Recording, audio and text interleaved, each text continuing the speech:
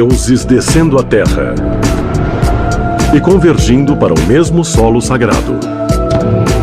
A construção de um santuário para marcar a aterrissagem de um meteoro. E cavernas sagradas cujas paredes são revestidas com imagens de seres estranhos, meio humanos. Os locais sagrados ao redor do mundo vêm da reverência humana por Deus ou resultam do contato com antigos viajantes espaciais? Não há dúvidas de que pode ter havido algum tipo de intervenção alienígena nesses monumentos. Eles são imensos e perfeitos demais para terem sido construídos pela humanidade antiga. Sim, foram os seres humanos que construíram este lugar, mas com tecnologia que lhes foi dada por extraterrestres. Milhões de pessoas em todo o mundo acreditam que fomos visitados por seres extraterrestres no passado. E se for verdade? Será que os alienígenas do passado ajudaram a moldar nossa história? E se foi assim, como influenciaram a criação dos lugares sagrados da humanidade? Quem esteve lá? Por que eles vieram? Que pistas deixaram? Aonde foram? Irão retornar? Alienígenas do passado. Alienígenas e lugares sagrados.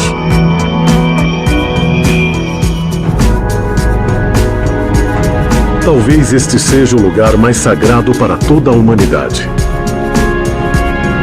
O lugar onde convergem três das mais importantes religiões do mundo: cristianismo, judaísmo e islã. Este é o centro e a alma do que chamamos de Terra Santa. Monte do Templo, Cidade Antiga, Jerusalém. Este platô de 140 mil metros quadrados, rodeado por muralhas antigas, é considerado sagrado há milhares de anos. O Monte do Templo é sagrado para judeus e cristãos porque foi neste lugar que Abraão amarrou Isaque e se preparou para sacrificá-lo conforme o livro do Gênesis. Para os muçulmanos, este lugar é sagrado porque foi do rochedo, onde se encontra hoje o domo do rochedo, que Maomé subiu ao céu. O que temos no Monte do Templo realmente é uma mistura de três religiões. E cada uma delas tem um aspecto ali o que torna o lugar ainda mais importante. Mas na origem, realmente o que temos é um local em que Deus tocou o planeta Terra. E para sempre, este é o local onde as comunicações com a vida póstuma ou o reino divino devem ser feitas. A cada ano, milhões de peregrinos vêm ao Monte do Templo para adorar Deus e celebrar festas religiosas. Mas por quê? No século X a.C., o rei Davi e os israelitas escolheram este terreno rochoso e elevado para construir um grande templo. Este foi o local que Davi, o grande rei de Israel, tinha conquistado. E assim já havia uma bênção sobre o lugar, porque era aqui que o povo de Israel estava destinado a fixar sua vida. Exatamente aqui, neste lugar assustador. Segundo a Bíblia, o rei Davi, que havia fixado sua capital em Jerusalém, queria construir nela uma casa para o Senhor. Mas por razões não inteiramente claras, ele não o fez, e foi seu filho Salomão quem construiu o primeiro templo judaico. Concluído em 957 a.C. pelo rei Salomão, filho de Davi, o templo abrigava a Arca da Aliança, o baú sagrado, onde estavam guardadas as tábuas de pedra, nas quais estavam escritos os 10 mandamentos. Mas, segundo muitos teóricos do astronauta do passado, a Arca talvez contivesse também uma fonte de poder de origem extraterrestre. Na Bíblia, nós lemos sobre a Arca da Aliança. Moisés recebeu a ordem de ir à Montanha Sagrada e o Senhor deu a ele a instrução para construir a Arca da Aliança. Como soubemos depois, a Arca da Aliança era algo muito perigoso. Salomão instalou-a no templo e ela funcionava como ponto focal do templo na sala mais interna, o Santo dos Santos, na qual apenas o sumo sacerdote podia entrar. É nesse santuário interno, Santo dos Santos, que se pensava que Deus habitava. Então, em um sentido, a Arca da Aliança era o trono de Deus no Santo dos Santos e o lugar onde Deus reinava em Jerusalém. Segundo o Talmud, um texto central do judaísmo, o rei Salomão tinha um anel mágico com um símbolo especial chamado de Selo de Salomão e hoje conhecido como Estrela de Davi. Esse anel especial permitia que ele realizasse coisas além do que os mortais podiam fazer. E parte do que ele podia fazer com esse anel, com o selo, era controlar os demônios. E isso lhe dava um tipo de poder e uma capacidade na construção do templo que os outros nunca poderiam ter.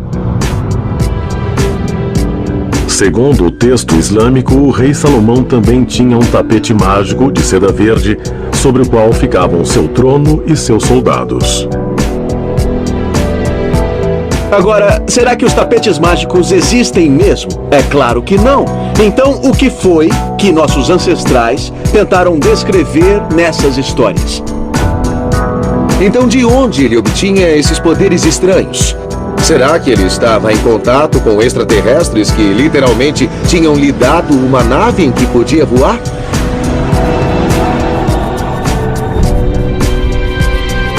Depois de estudar a geometria e o projeto intrincados do Templo de Salomão, até Isaac Newton questionou se o rei havia construído o templo com conhecimentos secretos.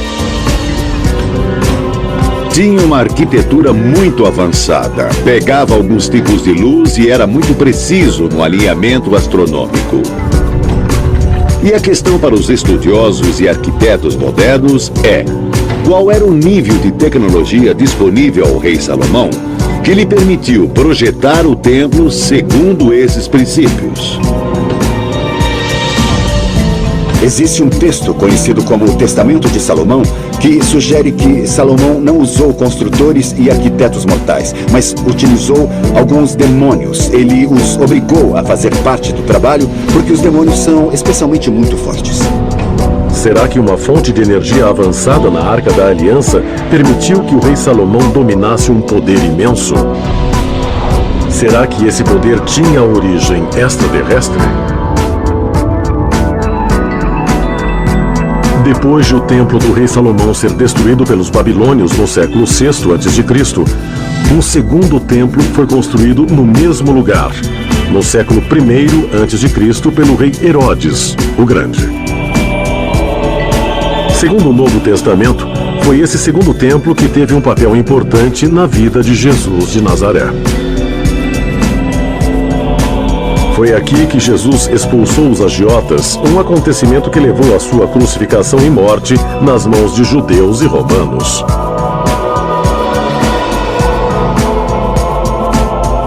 E no Monte das Oliveiras, perto do templo, Jesus ressuscitou dos mortos e ascendeu ao céu. Quando chegamos à história de Jesus, vemos que os discípulos acreditavam que ele subiu ao céu e que algum dia ele retornaria. Assim, essa ideia da realidade extraterrestre da qual Jesus era parte é algo que a tradição bíblica afirma que nós podemos acreditar. Será que Jesus e o rei Salomão antes dele realmente estiveram conectados a uma realidade extraterrestre, como sugerem os teóricos do astronauta do passado? O assunto da ascensão é comum quando se trata de contatos extraterrestres, porque Jesus ascendeu no Novo Testamento. Essas histórias dão credibilidade ao fato de que existe algum tipo de tecnologia que eleva os seres humanos até uma nave que estava esperando. Quase 6 séculos depois de o segundo templo judaico ser destruído pelos romanos em 70 d.C., os invasores persas construíram outro santuário no local, o Domo do Rochedo. chamado pelos muçulmanos de o Santuário Nobre. Esse magnífico monumento arquitetônico do Islã do século VII foi construído sobre um enorme rochedo. Segundo a tradição muçulmana, foi desse local que Maomé foi levado ao céu por Deus. Na verdade, existe um buraco na rocha mostrando a rota exata que Maomé fez quando ascendeu ao céu, para Alá, para ter uma visão do divino e retornou de novo a esse mesmo local. Assim, para os muçulmanos, o domo do rochedo é um lugar muito importante e muito sagrado também. Segundo o Alcorão, o rochedo do qual Maomé ascendeu é chamado de Pedra da Fundação. Estudiosos de religião acreditam que essa pedra é a mesma que ficava sob a Arca da Aliança e o Santo dos Santos no Templo de Salomão. Foi exatamente ali que Deus desceu à terra e onde algumas pessoas tiveram contato com Deus. Então, esta é uma rocha que tem muita importância devido ao fato de algo divino ter se manifestado ali. Essa pedra significa a reunião dos reinos entre o céu e a terra. O problema é que esquecemos que quem nos visitou no passado não foi Deus, mas sim extraterrestres. Alguns teóricos do astronauta do passado acreditam que o Monte do Templo foi um dos primeiros portais intergalácticos. Mas viajantes espaciais poderiam mesmo aterrissar ali milhares de anos atrás? Parece que a reverência pelo local em Jerusalém pode se originar de ele ter sido no passado algum tipo de porto espacial. Uma pista de aterrissagem gigante para extraterrestres. Foi por isso que o rei Salomão construiu o templo ali. E depois, os muçulmanos construíram o domo do rochedo. Poderia o Monte do Templo ser realmente o lugar onde os alienígenas do passado fizeram contato com os seres humanos? E sua importância espiritual poderia fornecer provas de sua singular história extraterrestre? Talvez outras evidências sejam encontradas a poucas centenas de quilômetros dali, no coração do mundo muçulmano.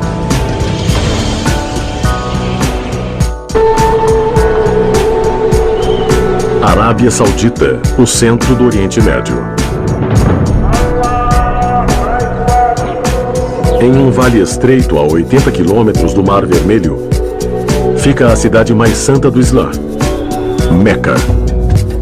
Aqui, no ano 570, nasceu Maomé, o fundador do Islã, considerado pelos muçulmanos como um profeta e mensageiro de Deus. Naquele tempo, Meca era um próspero centro comercial, um porto por onde as mercadorias chegavam da Índia e de outros locais da Ásia e eram transportadas por terra até Damasco e por mar até o Egito. Foi nesse centro comercial que o profeta Maomé recebeu sua primeira revelação. Se você quiser encontrar Maomé, se quiser um modo de encontrar as ideias dele, um dos melhores lugares para ir é a cidade de Meca. Os muçulmanos rezam na direção de Meca 5 vezes por dia. Lá fica um santuário que é o centro da terra. Um portal para o céu, onde a abertura do céu acontece e por isso é tão reverenciado. No centro de Meca fica a Grande Mesquita, o maior e mais sagrado local de adoração para os muçulmanos. E no centro da Grande Mesquita fica a Kaaba, uma estrutura de granito em forma de cubo que mede 13 metros de altura por 11 metros de largura. Segundo a tradição islâmica, a Kaaba foi construída em cerca de 2000 a.C. por Abraão, um patriarca para muçulmanos e judeus. Na Bíblia, é dito que Abraão tinha 2 filhos, e seu primeiro filho era Ismael. O segundo filho era Isaac. E é dito no Islã que foram Abraão e Ismael que juntos construíram a Kaaba. Coberta por seda negra e bordada em ouro, a Kaaba é a estrutura mais sagrada do Islã. Quase 3 milhões de muçulmanos fazem uma peregrinação à Kaaba todos os anos, uma jornada chamada de Hajj. Todos os muçulmanos, aqueles que tiverem condições, são obrigados, em algum momento na sua vida, a ir em peregrinação ou Hajj a Meca. De certo modo, deve seguir os passos de Abraão e de Ismael e seguir os passos de Maomé. No ritual principal realizado na Kaaba, os peregrinos entram no espaço em que a Kaaba está, essa estrutura cúbica, e circundam a Kaaba 7 vezes em sentido anti-horário. Em uma parte dessa construção existe uma pedra preta que está incrustada no lado da estrutura e ninguém sabe exatamente de onde ela veio. Mas a lenda diz que ela veio do céu, que ela foi trazida por um anjo e chegou até esse local específico no santuário. Existe uma outra tradição que sugere que essa pedra era adorada muito antes da época de Maomé e que, na verdade, ela é um meteorito antigo, que para os povos antigos pareceria um sinal dos deuses. Durante o tempo em que estão circundando a Kaaba 7 vezes, se eles puderem, devem tentar beijar a pedra de meteorito. Mas por causa do número de pessoas, especialmente em tempos recentes, isso é impossível. Então a prática, se você não puder beijar a pedra, é que você aponte para a pedra. Isso mostra seu respeito e veneração por ela. As pessoas acreditam, é claro, que foi um meteorito que caiu dos céus e que conseguiram guardar. Parte dele está em pequenos fragmentos, está quebrado, mas foi mantido intacto com uma estrutura de rede de prata ao redor dele. É um artefato magnífico. A Pedra Negra poderia ser um meteorito, como acreditam muitos cientistas e estudiosos? Se for assim, o que isso diz sobre as origens históricas e metafísicas da fé islâmica? É meio estranho mesmo que todos os muçulmanos estejam rezando para Meca e para aquela pedra negra que está lá. Existem histórias de que a Kaaba, em Meca, está irradiando algum tipo de energia que energiza as pessoas e melhora sua espiritualidade e saúde. Talvez isso venha desse meteorito, dessa pedra negra de origem extraterrestre. Hoje, por causa de sua importância espiritual para o mundo islâmico, qualquer exame forense da Pedra Negra é estritamente proibido. No que diz respeito aos muçulmanos, a Pedra Negra simplesmente desceu do paraíso. São Miguel Arcanjo desceu do céu e ele deu a Abraão uma informação sob forma escrita. E essa informação foi colocada em uma pedra. E essa pedra está na Kaaba atual, que dizem ser uma pedra do céu.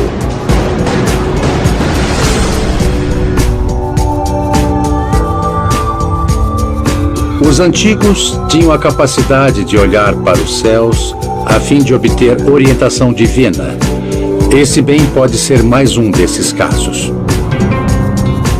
Segundo os pesquisadores, a posição da Kaaba está alinhada precisamente com a ascensão da estrela Canopus, os ciclos lunares e os solstícios de verão e de inverno.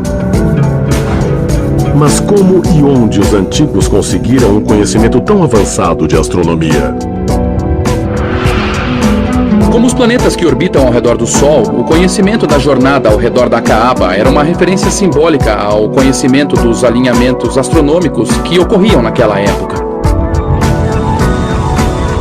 No Islã, temos histórias de anjos alados que desceram com muita luz e muito vento e fizeram a terra tremer. Então, o que está descrito ali, é claro que não foi necessariamente um encontro divino, entre aspas, mas foi, na verdade, um encontro extraterrestre. Com certeza. O alinhamento interplanetário da Kaaba poderia sugerir que os muçulmanos antigos possuíam conhecimentos secretos. E sua veneração pela Pedra Negra realmente poderia comemorar um encontro antigo com seres extraterrestres? Segundo os teóricos do astronauta do passado, a resposta a essas perguntas é um sonoro sim. E eles indicam como evidência uma série de cavernas que se localizam distante dali.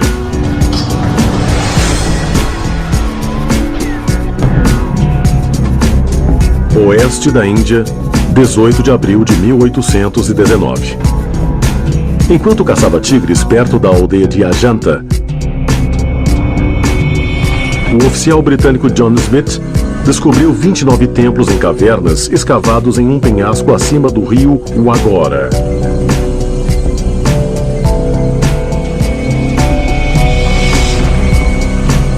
A arquitetura e a ornamentação das cavernas, construídas em 200 a.C., revelam novas informações sobre a origem do passado sagrado da Índia. Ajanta é singular porque essas são as mais antigas cavernas budistas da Índia.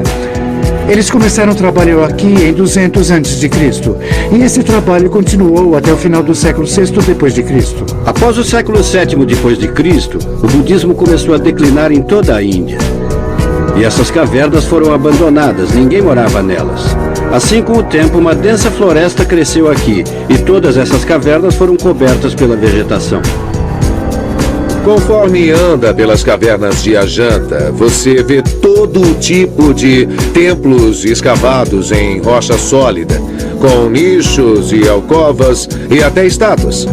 Mas tudo isso foi escavado em um único bloco de pedra gigantesco.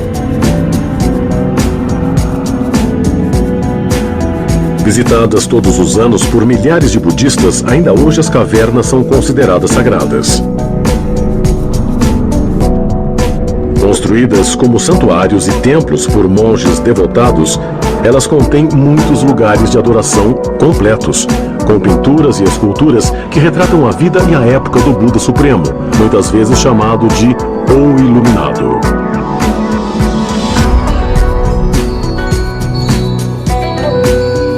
Existem muitos assuntos esculpidos em Ajanta. Muitas dessas esculturas são do Buda. Além dessas esculturas, há diversas representações de outros seres mitológicos. Esses são chamados Jatakas. Esses Jatakas mostram as vidas anteriores e essas vidas poderiam estar ligadas com, digamos, o Buda nascer como um animal, nascer como uma divindade ou nascer como um ser humano. Ainda hoje, os engenheiros modernos ficam intrigados com o modo em que as cavernas foram cortadas nos penhascos de granito com 20 metros de altura, mais de 2.000 anos atrás. Essas cavernas foram criadas por meio da remoção da pedra, literalmente levada por túnel até a superfície da rocha. A pedra foi removida, cinzelada, retirada e todos os espaços interiores que vemos nas cavernas hoje foram criados pela remoção da pedra. Todos os detalhes arquitetônicos que vemos no sítio e as esculturas foram escavados no mesmo bloco de rocha que é a própria encosta da montanha.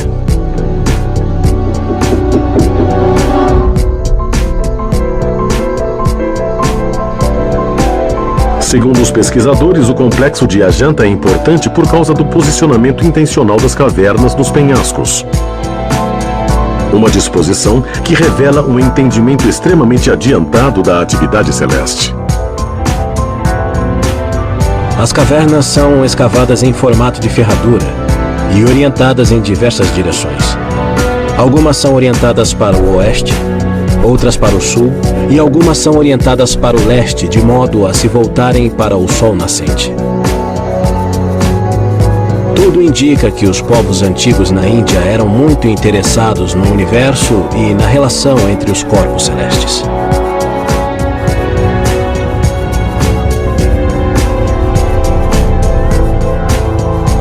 Evidências do conhecimento preciso que o escultor tinha dos movimentos celestes são encontradas em 2 cavernas específicas. Cada uma delas contém estupas, ou estruturas em forma de domo, representando Siddhartha Gautama, o Buda Supremo e mestre espiritual que fundou o budismo.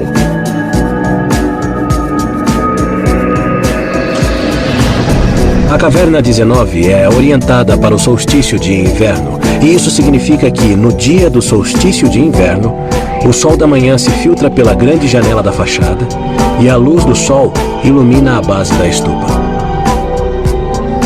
Isso também ocorre na caverna 26 em Ajanta. Ela é orientada para o solstício de verão, e assim, no dia do solstício de verão, a luz é filtrada e atinge a estupa. Isso é uma coisa muito difícil de fazer, porque estavam cortando rocha sólida dentro daquela caverna. Então, seria preciso um equipamento de alta tecnologia, a fim de fazer um túnel, construir e escavar dentro da rocha sólida, e ainda assim estar perfeitamente orientado para o solstício.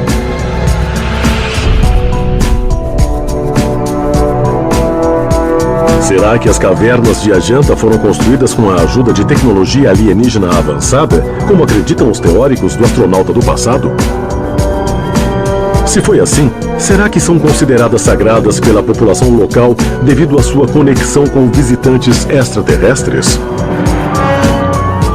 Muitos teóricos do astronauta do passado olham a estupa e dizem que é uma referência simbólica do poder do voo. Muitas vezes ela é mostrada simbolicamente com um jovem Buda e parece mesmo que ele está manipulando algum tipo de controle na estupa. As estupas sempre foram usadas como um modo de Buda subir aos céus ou descer dos céus. E assim vemos que as estupas, como obra de arte, podem dizer que o Buda estava indo para o espaço. Havia uma obsessão dos antigos seres humanos de representar as coisas que viam. Acho que faziam isso com escavações em cavernas, pinturas, esculturas e monumentos. Porque era isso que viam. Eles estavam duplicando aquilo que eles viam. Mas representavam coisas muito estranhas. Eles representavam deuses e figuras que eram meio animal, meio deuses.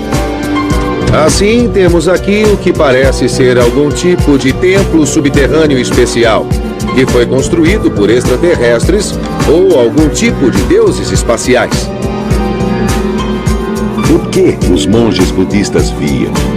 Será que os monges budistas foram ajudados por algum tipo de presença extraterrestre? A teoria do astronauta do passado sugere que se encontramos pinturas ou esculturas de seres meio homens, meio animais, em algum ponto da história humana, essas criaturas realmente existiram, porque elas foram criadas geneticamente pelos extraterrestres.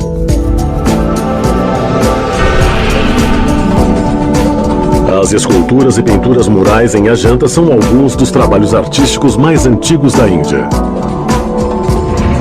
Mas sua construção elaborada realmente se deve ao contato humano com viajantes espaciais? Se for assim, deveria haver outras evidências de santuários escavados em pedra em outros pontos do mundo. Essas evidências poderiam ser pistas de nossa própria origem.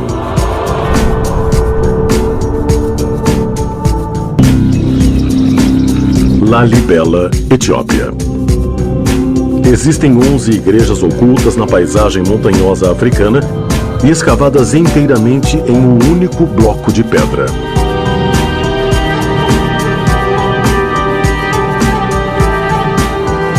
Quando você se aproxima de Lalibela, você não vê nada.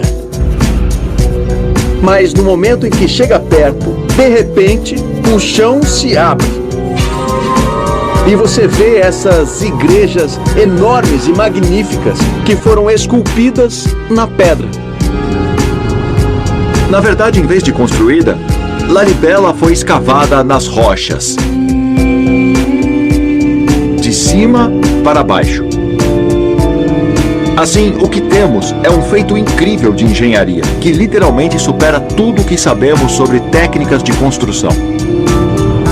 Os rituais religiosos são centrais na vida de Lalibela. A cada ano, quase 21 mil peregrinos cristãos vão até lá. O cristianismo etíope está muito mais ligado ao Velho Testamento do que o cristianismo praticado no Ocidente hoje. O cristianismo foi levado à Etiópia na mesma época em que chegou à Europa Ocidental, a França, por exemplo. O mais interessante é que em todo o mundo cristão, a Etiópia é o único país a ter essas igrejas monolíticas. Os arqueólogos acreditam que as igrejas foram escavadas no século XII. Mas os engenheiros que estudaram o projeto das igrejas concluíram que sua construção não pode ser explicada cientificamente. Quando vemos as igrejas de Lalibela, podemos ver que eles usaram o que provavelmente eram ferramentas elétricas. Sempre que cortamos pedra bruta, temos que usar ferramentas de corte especializadas, ferramentas de ferro. Ainda hoje teríamos que usar serras elétricas, esmeris e cinzéis. Porém, se como acreditam os teóricos do astronauta do passado, as igrejas de Lalibela não poderiam ser feitas sem tecnologia moderna, quem ou o que as construiu?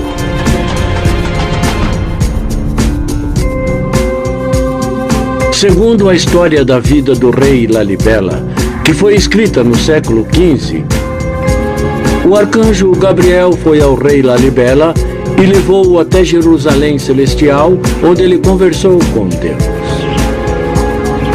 Que lhe disse para voltar e construir essas igrejas.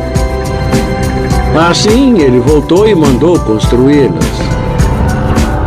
Mandou escavá-las na rocha. Foram precisos anos para concluir o trabalho, 24 horas por dia, mas Lalibela teve a ajuda dos anjos. Assim, segundo a lenda, os anjos desceram do céu e, de noite, faziam um trabalho que os seres humanos não podiam fazer porque estavam dormindo. Então houve, na verdade, 2 turnos de trabalhadores nas rochas de Lalibela. Um de seres humanos, que trabalhavam durante o dia, e o outro de seres extraterrestres, que trabalhavam de noite. Para mim, essa é uma história muito fascinante, porque, na minha opinião, os anjos não existem. Os anjos foram apenas um erro de interpretação de extraterrestres de carne e osso que desceram dos céus com meios tecnológicos. E foi isso que esses seres chamados anjos usaram. As igrejas de Lalibela podem ter sido construídas com a ajuda de viajantes celestes, mas por quê? Era para adorar Deus? Ou para celebrar outro ser místico ou extraterrestre? Segundo a Quebra Nagast, o antigo livro sagrado dos cristãos etíopes, a Arca da Aliança Judaica, a caixa dourada que continha os 10 mandamentos, foi transportada para a Etiópia no século IX a.C. O filho do rei Salomão e da rainha de Sabá chamava-se Menelik I, e ele é considerado o primeiro rei da Etiópia. Quando ele tinha 22 anos, ele disse para a mãe, a rainha de Sabá, que queria encontrar o pai. E assim ela providenciou para que ele fosse a Jerusalém para fazer isso. Ele passou um longo período lá e conheceu os jovens nobres de sua idade. Na noite anterior à sua partida, Eles foram ao templo, pegaram a Arca da Aliança e juntos, Menelik e os jovens nobres voltaram à Etiópia.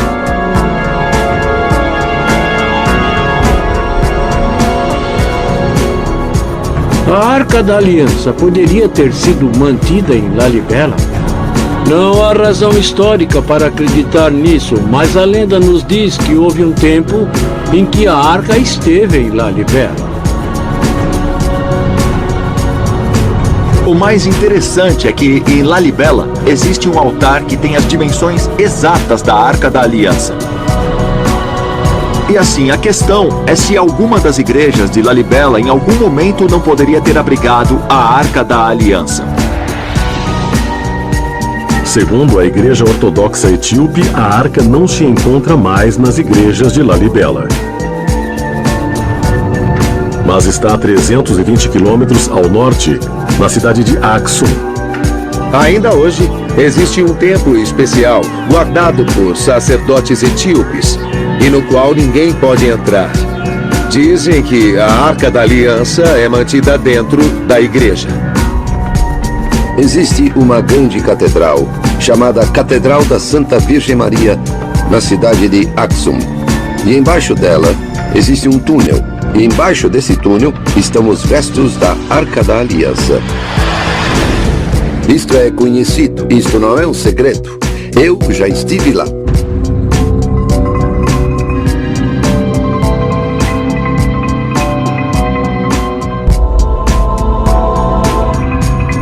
Por que está oculta há tanto tempo? Segundo os teóricos do astronauta do passado, a fonte extraterrestre do poder lendário da Arca irá retornar algum dia para recuperá-la. E alguns acreditam que o retorno será no mesmo local sagrado onde chegaram os primeiros seres alienígenas.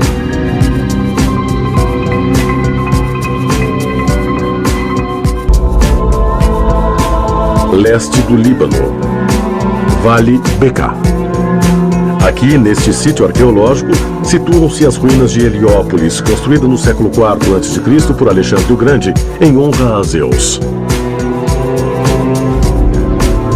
Mas embaixo das colunas coríntias e restos da arquitetura grega e romana estão as ruínas de um sítio muito mais antigo. Segundo os arqueólogos, ele data de quase 9.000 anos atrás. É a antiga cidade de Baalbek, que recebeu este nome em honra à divindade caldeia, Baal. Baal é o deus da vida, o deus dos céus, o deus do sol. Ele era o deus venerado neste sítio de Baalbek durante as épocas Caldeia e Fenícia. E assim, porque já era sagrado para o deus Baal, depois os gregos e os romanos construíram seus templos naquele mesmo local. Pesquisas arqueológicas revelaram que a enorme pedra da fundação está na base do sítio. Data de milhares de anos atrás. Baalbek, como sabemos pelas evidências arqueológicas, já existia durante o período neolítico entre 6.000 a 8.000 anos ou mesmo 9.000 anos antes de Cristo. Ainda mais importante para os teóricos do astronauta do passado é a crença de que a imensa plataforma de pedra pode ter servido como pista de aterrissagem para viajantes espaciais. Não sabemos por que Baalbek foi escolhida como esse local específico. Esse pode muito bem ser um tipo de lugar de poder especial.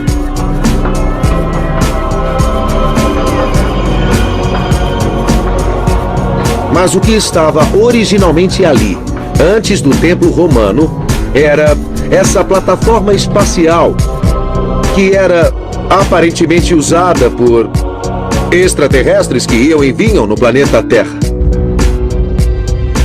Como evidência, os pesquisadores indicam as imensas pedras megalíticas que formam a fundação, cada uma pesando entre 800 e 1.200 toneladas e perfeitamente encaixadas. Esse é o mistério de Baalbek. Como essas pedras foram parar lá? Por que foram colocadas ali e especificamente como foram transportadas até o lugar? Porque algumas das pedras têm um peso tão elevado que as máquinas modernas não poderiam colocá-las ali. Mas os nossos ancestrais conseguiram fazer isso. Alguns sugeriram que esta pedra sozinha chega a pesar muito mais de 1.200 toneladas. Agora, como foi levada para lá? Porque, obviamente, esta pedra teve de ser colocada em cima dessas fileiras de pedras que podemos encontrar aqui. E isso significa que esta pedra teve de ser levantada e então colocada em cima destas pedras aqui embaixo.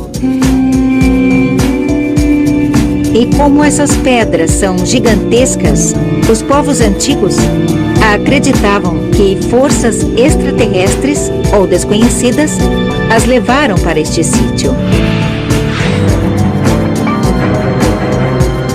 É um dos sítios megalíticos mais antigos do planeta. E tem essas pedras imensas colocadas numa forma geométrica precisa, numa época em que os povos pré-históricos que viviam ali, que foram para o Vale Bekaa, no Líbano, não tinham ideia de como mover pedras desse tamanho.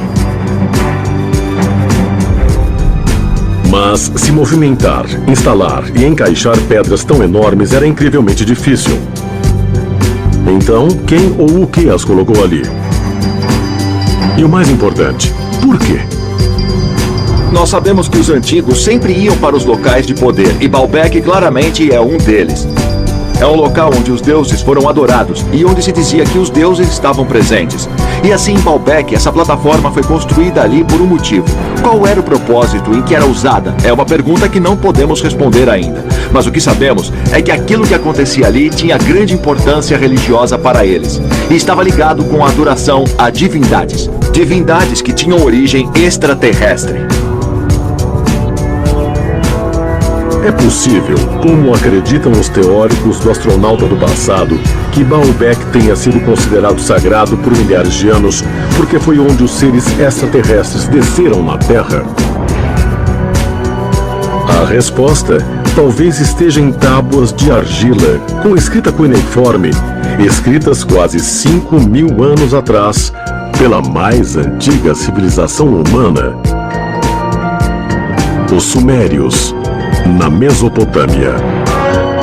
O mais interessante sobre Baalbek é que sempre foi conhecido como o local de aterrissagem. Existe um texto da época suméria chamado o Épico de Gilgamesh. Gilgamesh afirma ter visto foguetes descendo e subindo em Baalbek, o local de aterrissagem.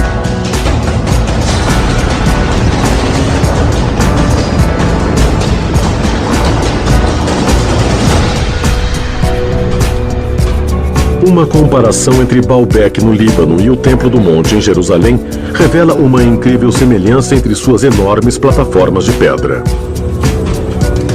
Será que foram construídas com o mesmo propósito? Para sustentar o peso de naves espaciais? Tomara que, em algum momento, os arqueólogos tenham mentes abertas e queiram explorar mais isso. Talvez nunca saibamos a resposta, mas ao menos tentar descobrir o que aconteceu. Acho que é o que move todos nós. Será que forças extraterrestres desceram dos céus nos lugares mais sagrados do mundo? Pode ser que os fiéis do mundo já saibam a verdade.